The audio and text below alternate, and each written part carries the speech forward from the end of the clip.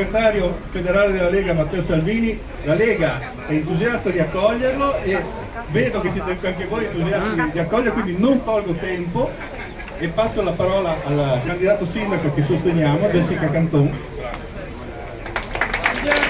Quale miglior modo oggi di avere Matteo Salvini qui, a dimostrazione anche che il suo modo di intendere la politica, il suo modo di intendere è quello di una vicinanza a tutti noi. Oggi è qui con noi a Fiume Veneto per la prima volta e siamo ansiosi insomma di sentire quello che ha da dirci, di sentire il suo messaggio anche in vista di queste elezioni per noi ovviamente amministrative ma anche regionali di importanza per la nostra regione Friuli Venezia Giulia. Grazie Matteo e la parola a Matteo Salvini.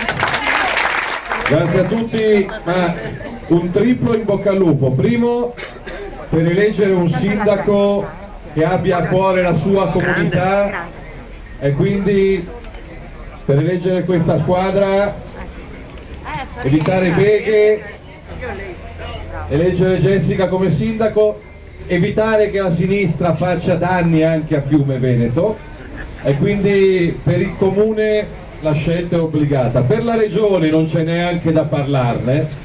Vorrei incontrare una persona, una donna, un uomo a Fiume Veneto che mi dica quanto è stata brava la Serracchiani, speriamo che rivinca la sinistra. Però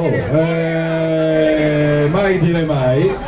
Poi è vero che in questi giorni stanno provando a fare un governo eliminando i primi. È come se provassero a giocare la Coppa dei Campioni eliminando quelli che hanno vinto lo scudetto e facendo giocare i secondi, i terzi e i quarti. L'Inter!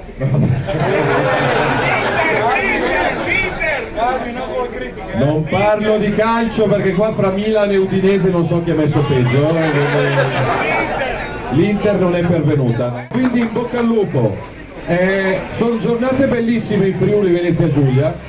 Trovo gente che mi chiede: andate in regione a governare per riaprire gli ospedali che la sinistra ha chiuso, andate in regione per tagliare le poltrone che la sinistra ha moltiplicato, andate in regione per chiudere un po' di quei centri per immigrati che io ho visto stamattina a Gradisca di Sonzo che ci costano 20.000 euro al giorno per far fare passeggiate in bicicletta a centinaia di finti profughi, andate in regione per difendere l'agricoltura. È uno dei miei pallini, difendere in Europa l'agricoltura italiana, perché io voglio che i frutti della nostra terra arrivino sulle nostre tavole e sono stufo che i nostri figli mangino schifezze che arrivano dall'altra parte del mondo e occorre avere a Bruxelles qualcuno che...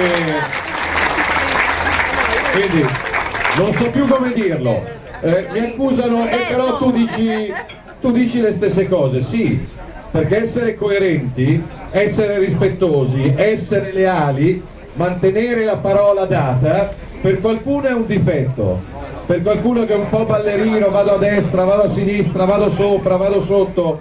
I miei genitori mi hanno insegnato a mantenere la parola data, a mantenere gli impegni presi. Guardate caso, il PD ha avuto qualcuno che ha governato per 5 anni, non si è ripresentato e al primo aereo utile è scappato e volato a Roma a fare il parlamentare.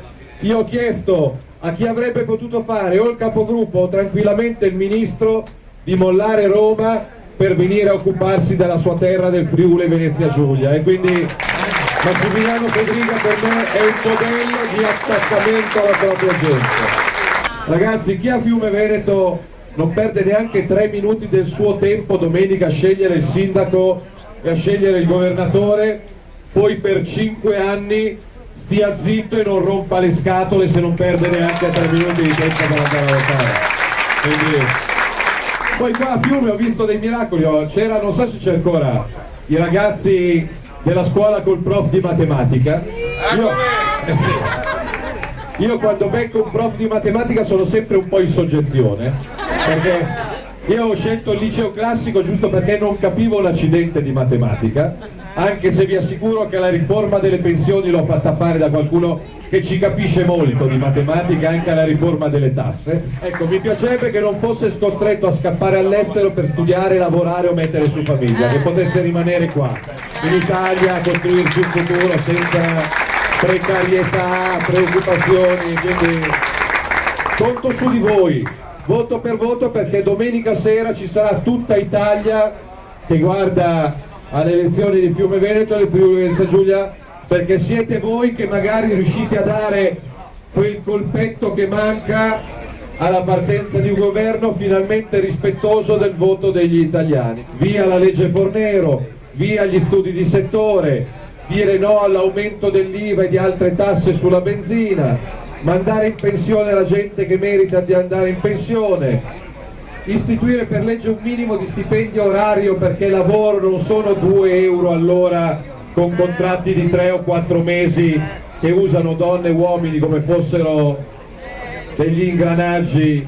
Quindi difendere qualcosa che per qualcuno ormai è passato, è scontato, è superato, difendere il concetto della mamma, del papà, del bambino che viene al mondo se ci sono una mamma e un papà, del bambino che viene adottato se ci sono una mamma e un papà, dicendo no aiuto in affitto ai bambini in vendita e a quelle schifezze lì